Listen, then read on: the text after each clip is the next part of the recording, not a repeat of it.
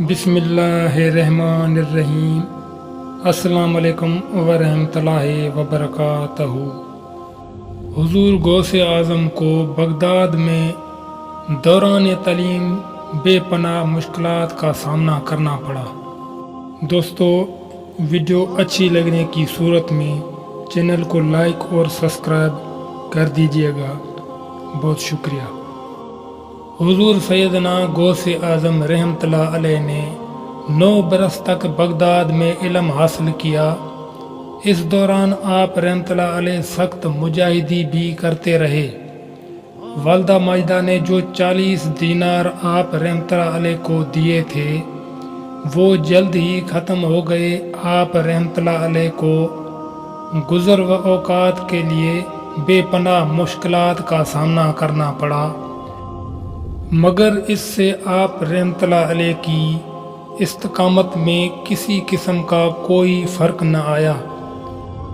حضرت شیخ طلحہ بن مظفر رحمۃ اللہ علیہ سے منقول ہے، فرماتے ہیں کہ حضور سیدنا غوث اعظم رحمۃ اللہ علیہ نے مجھے بتایا کہ بغداد میں قیام کے دوران اکثر و بیشتر مجھے کھانے کو کچھ نہ ملتا تھا، اللہ اکبر، حتیٰ کہ ایک مرتبہ میں 20 روز تک فاقے سے رہا۔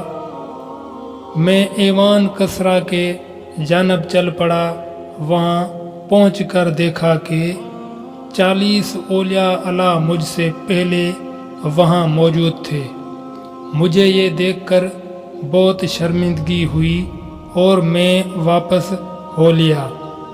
حضور سیدنا غوث اعظم رحمۃ اللہ علیہ نے فرمایا، اس دوران میری ملاقات اپنے ایک اہم وطن سے ہوئی۔ اس نے مجھے کچھ رقم دیتے ہوئے کہا کہ یہ میری والدہ ماجدہ نے دی ہے۔ میں اس شخص کو جانتا بھی نہ تھا۔ میں نے وہ رقم لی اور واپس ان اولیاء کے پاس آیا اور ان میں رقم تقسیم کی اور بغداد ضرورت خود بھی رکھ لی۔ انہوں نے مجھ سے دریافت کیا یہ رقم کہاں سے آئی؟ حضور سیدنا غوث اعظم رحمۃ اللہ علیہ فرماتے ہیں، میں نے انہیں بتایا یہ رقم میری والدہ نے بھیجی ہے اور مجھے یہ اچھا نہ لگا کہ میں یہ ساری رقم خود رکھ لیتا۔ پھر میں نے بغداد واپس آ کر باقی ماندہ رقم سے کھانا خریدا اور فقراء کو بلا کر اپنے ساتھ بٹھایا اور ہم نے کھانا تناول فرمایا۔